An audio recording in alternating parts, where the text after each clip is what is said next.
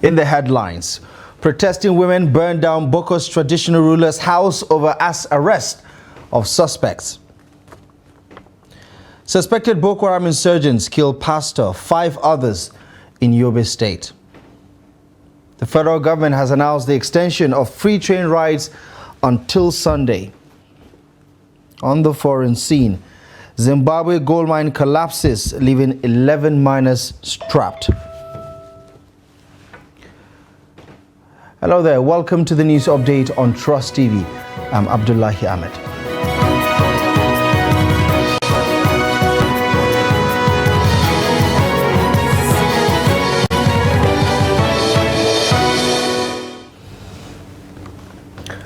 We begin in Plateau State, where protesting women have set ablaze the residence of Michael Monde Adenchi. He is the district head of Boko's town in Boko's local government area of the state. The incident was reported at around 12:30 a.m. following the arrest of some community members for their alleged involvement in the recent killings in the area. The traditional ruler's house and administrative office were completely set ablaze. Soldiers have been deployed to disperse the protesting women in the area. The State Police Command confirmed the arrest of 8 persons related to the recent incident in Boko's and Barakiladi areas, where about 23 communities were attacked on Christmas Eve, resulting in the death of over 190 persons and the destruction of several properties.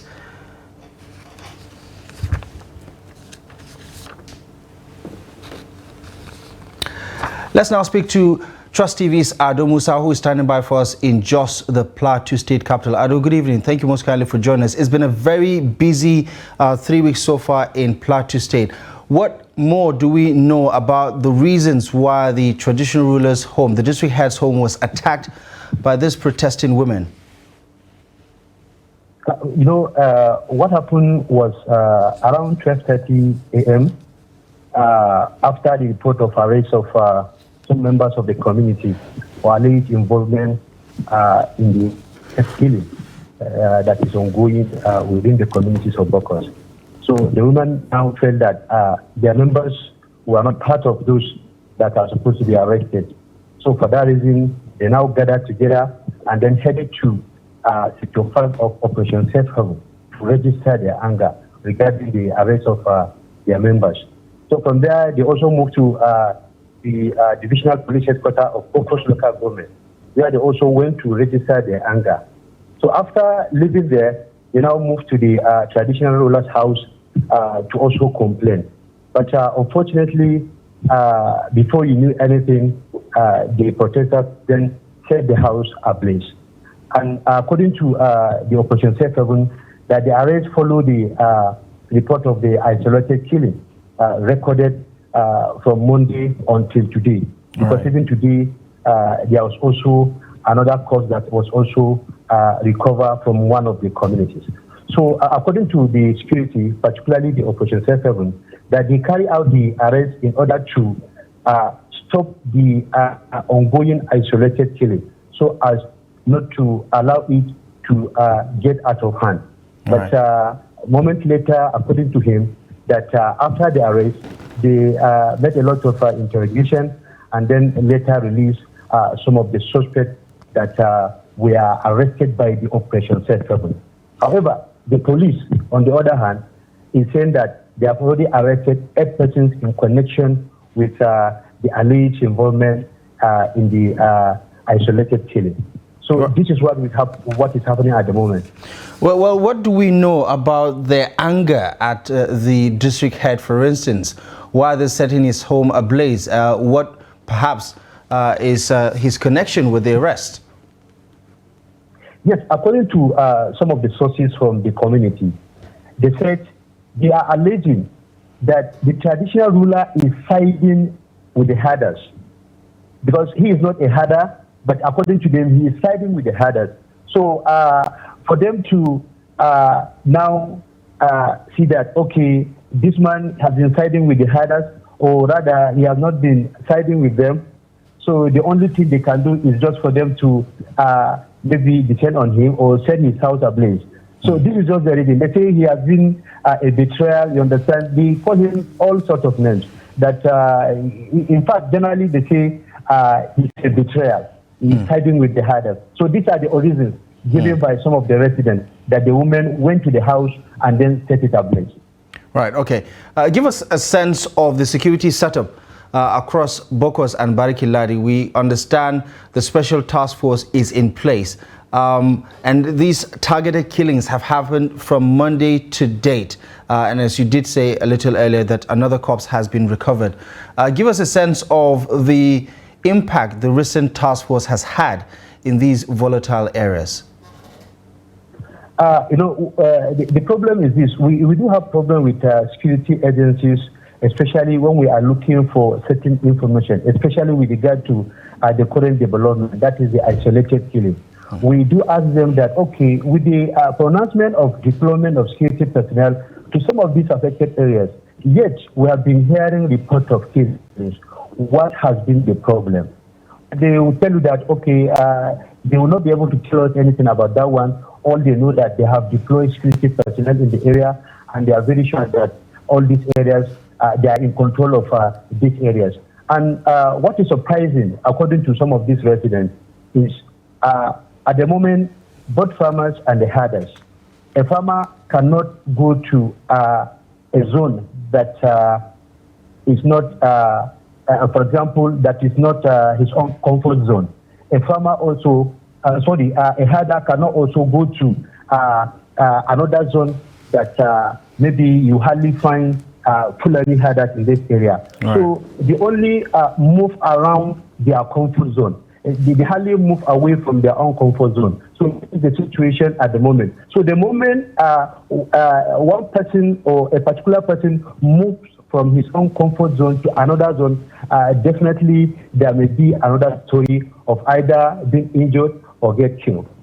Is it safe to say, Ado Musa, that the battle lines have been drawn between these two communities that are ethno-religiously different from one another when you talk about the herders and farmers, even though the governor said that that is not what's happening here? Over the past couple of days, those killings appear to be targeted, and it does appear that the response of the police and other security agencies to nab some of those persons involved in those killings is not going down well with the community. Something that is not also unusual in Plateau State, because we've seen this happen. But what is your reading of how the rest of the state is reacting to some of these developments, especially with regards to the retaliatory attacks that we've seen over the past 3 days? Honestly, it is very obvious that these warring parties have already drawn a battle line, because looking at what has been happening from Monday until today, it is obvious that this enmity, disunity between the two parties really exists. So the government official or the security may come out to say maybe something different, but what is happening on ground, that two are not friendly at the moment. But a lot of people have been saying that if this thing should continue, or it should be allowed to continue, it is possible that it will escalate to maybe other places. So this is what people have been saying at the moment, especially within Jos metropolis. Right. Ado, thank you very much for the reporting. Stay safe, and we'll talk soon. Thank you very much.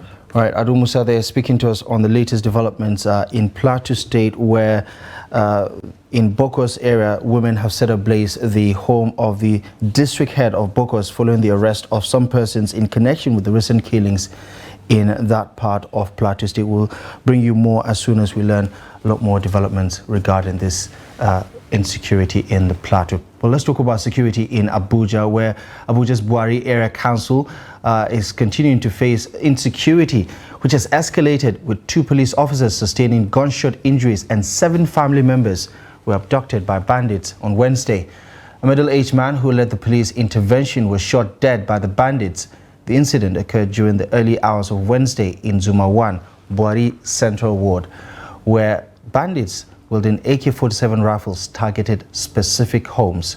Now, the deceased had raised an alarm upon suspecting danger, prompting a response from the police. Tragically, though, he was killed on the way to the victim's house, leading to a firefight between the police and the bandits, resulting in 2 police officers being wounded. Similar incidents of bandits' invasion and abductions have plagued the region for the past 2 weeks. Residents are calling on local authorities to collaborate with security agencies in addressing the escalating kidnapping cases in the area. Responding to the development, the Commissioner of Police in the FCT visited the communities and subsequently made provisions for the deployment of additional police officers and police armed personnel carriers to the area to enhance security. Suspected Boko Haram insurgents have killed Pastor Luka Levong of the Church of Christ in Nigeria Church of Christ in Nations, and 5 others in Kwari Gaidam local government area of Yobe State. The attackers invaded the community around 2 a.m. on Friday, shooting the pastor and his treasurer, Maina Abdullahi. The victims were all killed in their separate houses, and several houses, including a church and vehicles, were set ablaze by the terrorists. The military and the Nigerian police have yet to comment on the incident. Gaidam is located 177 kilometers away from Damaturu, the Yobe State capital, and it's about 40 kilometers away from the Nigeria-Niger border. The state of insecurity in Taraba State intensifies as 2 pastors, including Reverend Elkanah Ayuba and Reverend Simon Ezra of the United Methodist Church, along with several others, remain in captivity despite ransom payments. The abductions occurred in Pupule town on December 19, 2023, and subsequent incidents in Dila village and Gongong Maliki market.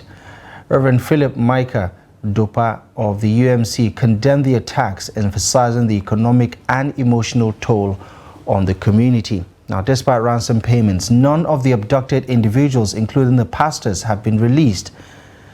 The church is calling on both state and federal governments to intervene promptly, warning of a potential self-defense measure, including protest and road blockades. While the Taraba State Police Command asserts efforts to address the situation, Reverend Dokpa disputes their claims, citing only partial releases and the ongoing captivity of UMC members. In politics, Governor Caleb Muftuang of Plateau State has accused the Court of Appeal of unfairness in nullifying his election. Presenting his case to the Supreme Court, the governor emphasized that only one of the 8 points he submitted to the Court of Appeal was determined, and he alleges not being given fair hearing by the appellate court. Governor Muftuang claims that the dismissal of the 7 issues by the appellate court goes against the directive of the Supreme Court, which mandates addressing all raised concerns.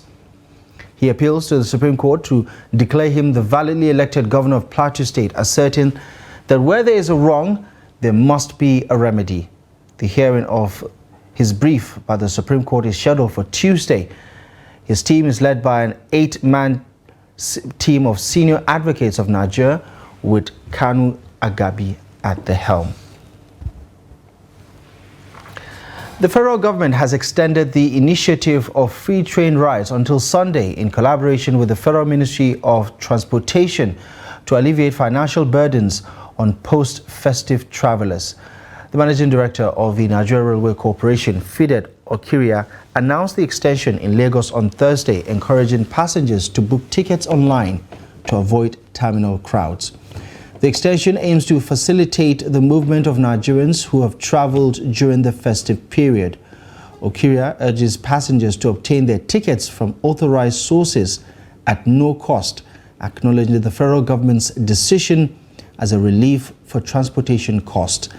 The free train rides, initiated on December 21st last year, were initially set to conclude on Thursday before the extension to this Sunday. President Bola Ahmed Tinubu has appointed 6 new executive directors to key positions in the Nigeria Ports Authority and the Nigerian Maritime Administration and Safety Agency, NIMASA. The appointments include Vivian Edet as the Executive Director of Finance and Administration at the Nigeria Ports Authority, Olalekon Badmus as the Executive Director, Marine and Operations of the NPA, Umar Ibrahim as the Executive Director, Engineering and Technical Services of the Ports Authority. Jibrin Abba has been appointed as the Executive Director, Maritime, Labour and Cabotage Services at NIMASA.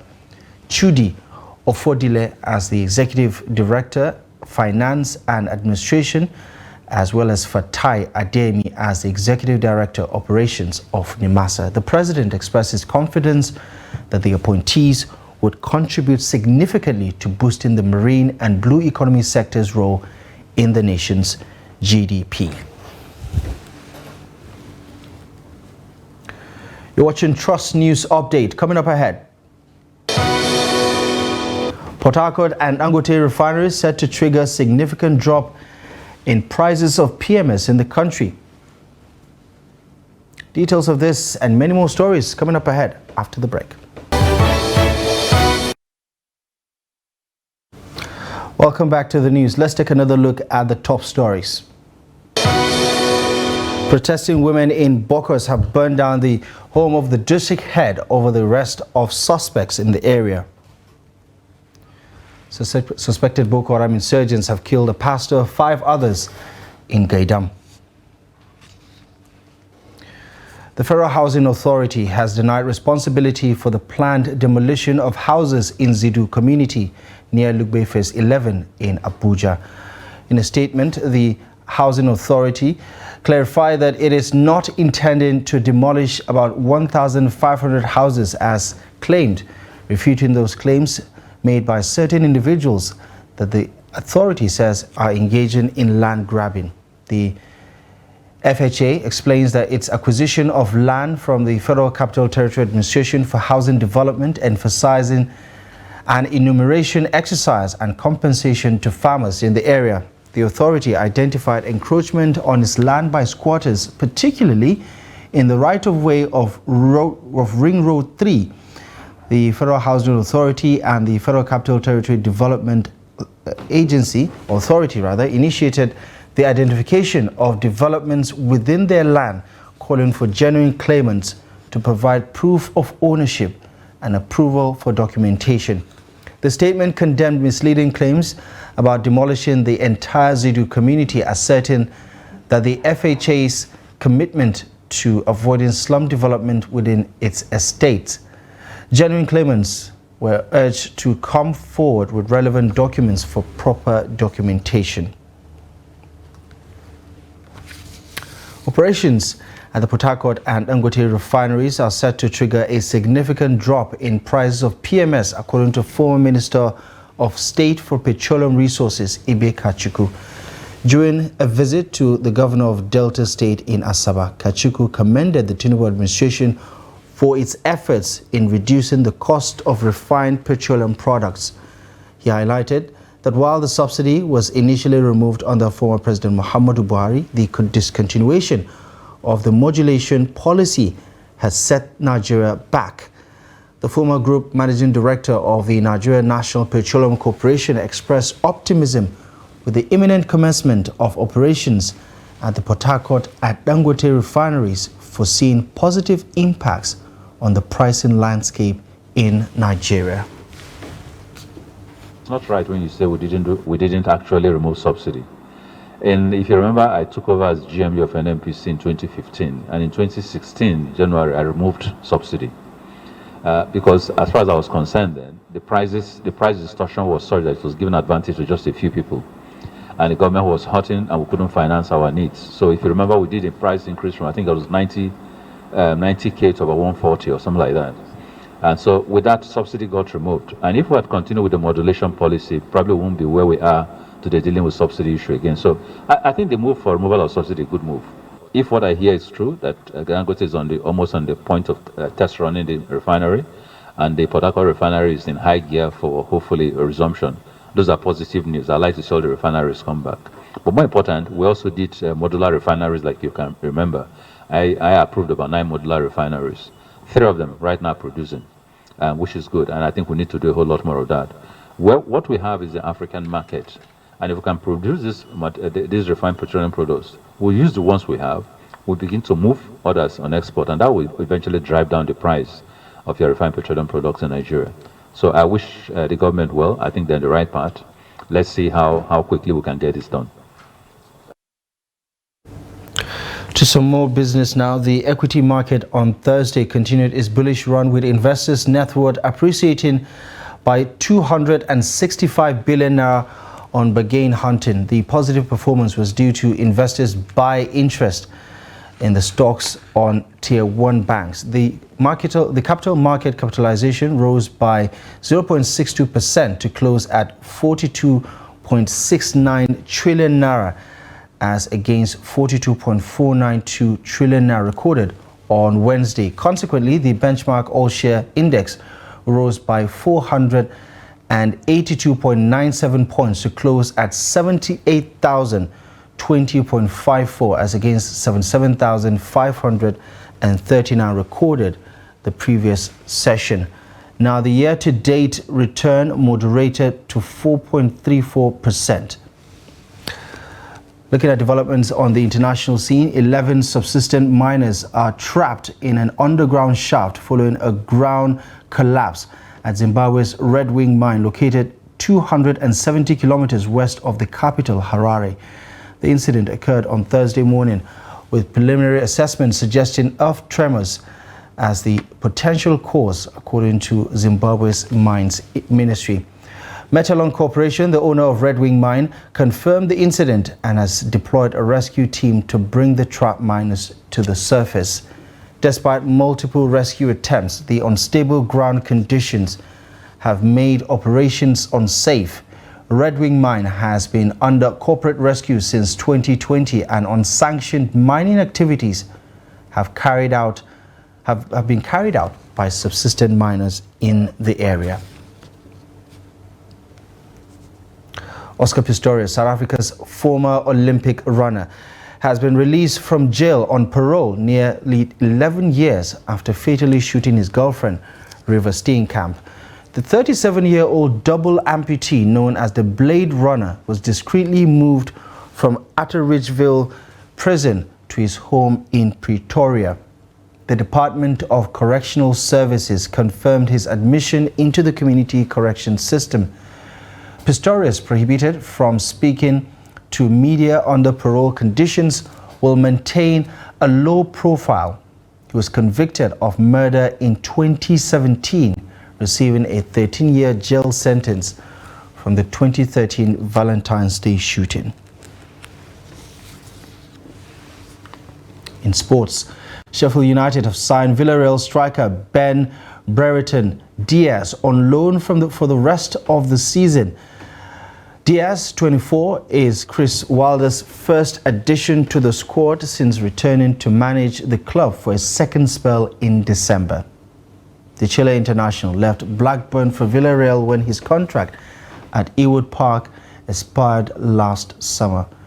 Diaz has not scored in his 20 games to date for Villarreal, but he was a talisman for Blackburn and netted 22 times in 37 league appearances during the 2021-2022 season. Sheffield United have scored a Premier League low of 15 goals in the 2023-2024 season and currently sit at the bottom of the table.